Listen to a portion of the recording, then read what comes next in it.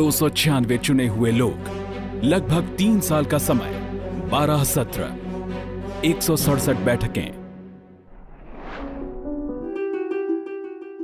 संविधान वो ग्रंथ है जो सरकार, प्रशासन और व्यवस्था के तमाम अंगों को कामकाज की शक्ति देता है और उनका दायरा भी तय करता है। यानी देश कैसे चलेगा, सरकार किस तरह से काम करेगी, व्यवस्था का हर अंग कैसे काम करेगा, ये संविधान से तय होता है। संविधान के महत्व को समझने के लिए आप जरा सुप्रीम कोर्ट या हाई कोर्ट से सरकार के फैसलों को बदले या रद्द किए जाने के मामलों को याद करें। कोर्ट ऐसा इसलिए करता है क्योंकि सरकार, संसद या राज्य विधानसभा का कोई भी फैसला या कानून संविधान का उल्लंघन करने वाला नहीं हो सकता। मतलब देश में जो कुछ भी होगा संविधान के मुताबिक होगा। अब भारतीय संविधान के निर्माण की बात। दुनिया में जब से शासन व्यवस्था है तब से शासन के नियम तय किए जाते हैं। भारत के सबसे प्राचीन ग्रंथ ऋग्वेद और अथर्ववेद में सामान्य लोगों की सभा और वरिष्ठ जनों की समिति के जरिए शासन प्रशासन के काम की व्यवस्था का जिक्र है। कौटिल्य के अर्थशास्त्र, पाणिनि के अष्टाध्यायी के साथ ही ऐतरेय ब्राह्मण, मनुस्मृति जैसे कई ग्रंथों में शासन की व्यवस्था, उसके अलग अलग अंगों के अधिकार जैसी बातों का ब्यौरा है। अशोक के शिलालेख भी एक तरह से शासन व्यवस्था का ही बखान करते हैं। आखिरकार दूसरे विश्व युद्ध के बाद जब भारत की आजादी की संभावनाएं बढ़ने लगीं, तब संविधान सभा का गठन किया गया। इस संविधान सभा में पहले 389 चुने हुए सदस्य थे, जो देश के विभाजन के बाद 296 हो गए। ये सदस्य देश की अलग अलग असेंबली से चुनकर आए थे। सोमवार 9 दिसंबर 1946 को सुबह 11 बजे से संविधान सभा की पहली बैठक हुई। इस बैठक का मुस्लिम लीग ने यह कहकर बहिष्कार किया कि मुसलमानों के लिए अलग देश का गठन किया जाना चाहिए। संविधान सभा की कुल 165 दिन बैठकें हुई। सभा के अध्यक्ष डॉक्टर राजेंद्र प्रसाद थे। सभा याद किया। फिर ये ड्राफ्ट डॉक्टर भीमराव अंबेडकर की अध्यक्षता वाली 7 सदस्यीय ड्राफ्टिंग कमेटी को सौंपा गया। राव की तरफ से तैयार ड्राफ्ट पर विचार करने के बाद डॉक्टर अंबेडकर की ड्राफ्टिंग कमेटी ने 21 फरवरी 1948 को एक नया ड्राफ्ट संविधान सभा के अध्यक्ष को सौंपा। इस ड्राफ्ट पर लोगों से सुझाव मांगे गए। इसके आधार पर ड्राफ्ट में कई बदलाव किए गए। बदला हुआ ड्राफ्ट 4 नवंबर 1948 को संविधान सभा में रखा गया। फिर इस ड्राफ्ट पर बहस शुरू हुई। अगले 1 साल तक संविधान निर्माताओं ने एक एक प्रावधान पर विस्तार से चर्चा की। क्या रखना है, क्या नहीं, किस में बदलाव की जरूरत है, सभी बातों पर चर्चा और जरूरी बदलाव करने के बाद 26 नवंबर 1949 को संविधान सभा ने ड्राफ्ट को स्वीकार कर लिया। इस तरह से उसे भारत के संविधान का दर्जा मिल गया। इसके बाद 24 जनवरी 1950 को संविधान सभा की बैठक हुई। इसमें जन गण मन को राष्ट्रगान का दर्जा मिला। वंदे मातरम को बराबर सम्मान के साथ राष्ट्रगीत स्वीकार किया गया। 26 जनवरी 1950 से संविधान देश में पूरी तरह लागू हो गया।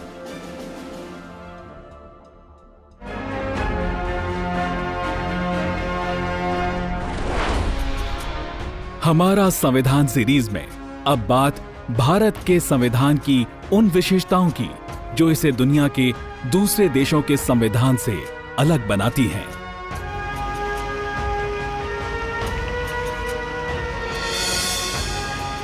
भारत का संविधान दुनिया का सबसे बड़ा संविधान है। हमारे विद्वान संविधान निर्माताओं ने कोशिश की कि कोई भी बात भविष्य में व्याख्या या विश्लेषण के लिए ना छोड़ी जाए। देश चलाने में स्पष्टता के लिए जिन बातों की जरूरत थी उन सब को संविधान में जगह दी। नतीजा दुनिया का सबसे बड़ा संविधान।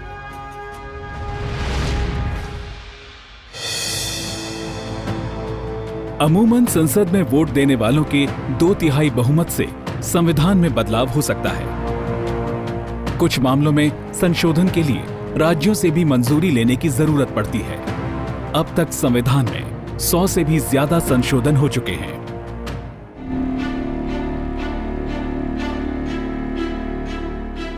ब्रिटेन में पूरी तरह से केंद्रीय शासन है।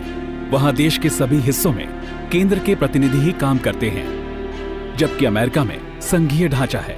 वहां पर राज्यों को बहुत ज्यादा स्वायत्तता हासिल है। भारत में संघीय ढांचा तो है, लेकिन उसका झुकाव केंद्र की तरफ रखा गया है। भारत जैसे विशाल और विविधता वाले देश में संविधान निर्माताओं ने इसकी जरूरत समझी। यही वजह है कि राज्य कई मामलों में अपने हिसाब से कानून बनाते हैं, प्रशासन चलाते हैं। लेकिन केंद्र अगर जरूरी समझे तो किसी राज्य सरकार को बर्खास्त करके राष्ट्रपति शासन लगा सकता है। भारत में एकल नागरिकता व्यवस्था है। सभी लोग भारत के नागरिक होते हैं, किसी राज्य का नागरिक नहीं होते। नागरिकों को देश के कुछ हिस्सों को छोड़कर कहीं भी आने जाने, बसने और व्यवसाय करने की स्वतंत्रता हासिल है। भारतीय संविधान की एक और विशेषता है वयस्क मताधिकार। 18 साल या उससे अधिक उम्र के हर नागरिक को मतदान के जरिए अपना प्रतिनिधि चुनने का अधिकार है। यहां धर्म, जाति, भाषा, प्रांत, लिंग आदि के भेदभाव के बिना हर नागरिक को वोट की शक्ति दी गई है। सबके वोट का महत्व एक बराबर है।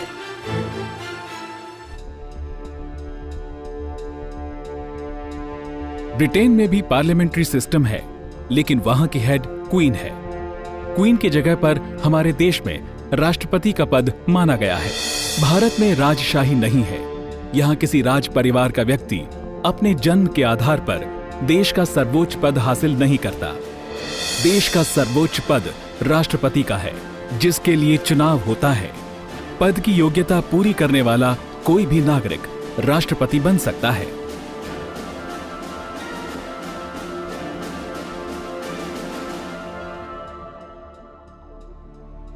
संसद और न्यायपालिका के बीच काम का बंटवारा भारतीय संवैधानिक व्यवस्था का एक बहुत अहम हिस्सा है।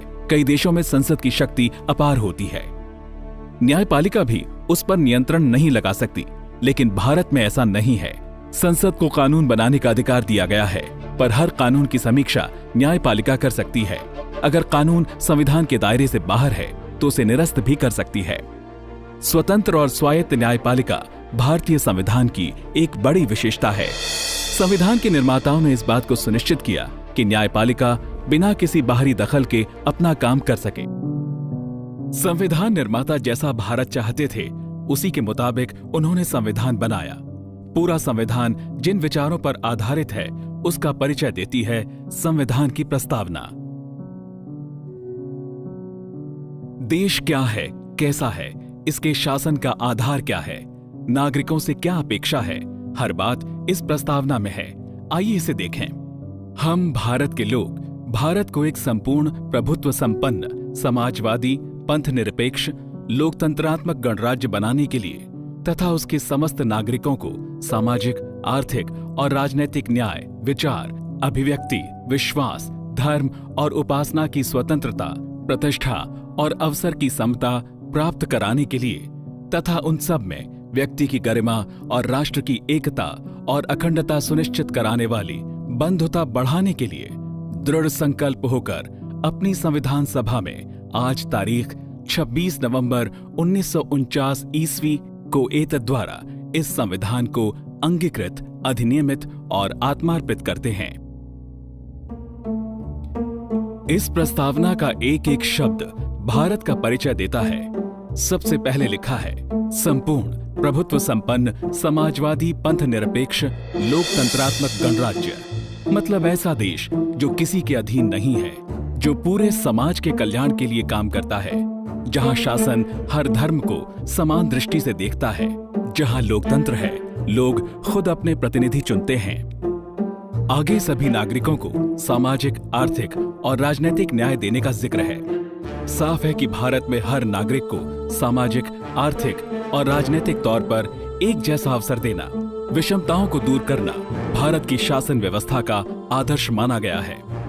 इसके बाद नागरिकों को विचार, अभिव्यक्ति, विश्वास, धर्म और उपासना की स्वतंत्रता, प्रतिष्ठा और अवसर की समता दिलाने और व्यक्ति की गरिमा, राष्ट्र की एकता और अखंडता को सुनिश्चित कराने वाली बंधुता बढ़ाने की बात कही गई है। एक एक शब्द बहुत महत्वपूर्ण है। इसके मुताबिक भारत के सभी नागरिकों को अपनी बात कहने, अपना धर्म मानने की आजादी है। सबका सम्मान है और सबको बराबरी का दर्जा हासिल है। शासन के साथ नागरिकों का भी उद्देश्य होगा कि वो देश की एकता और अखंडता को बढ़ावा देने के लिए आपस में मेल मिलाप और भाईचारा रखें। इस प्रस्तावना को सभी मौजूदा और भावी नागरिकों की तरफ से संविधान सभा ने 26 नवंबर 1949 को स्वीकार किया।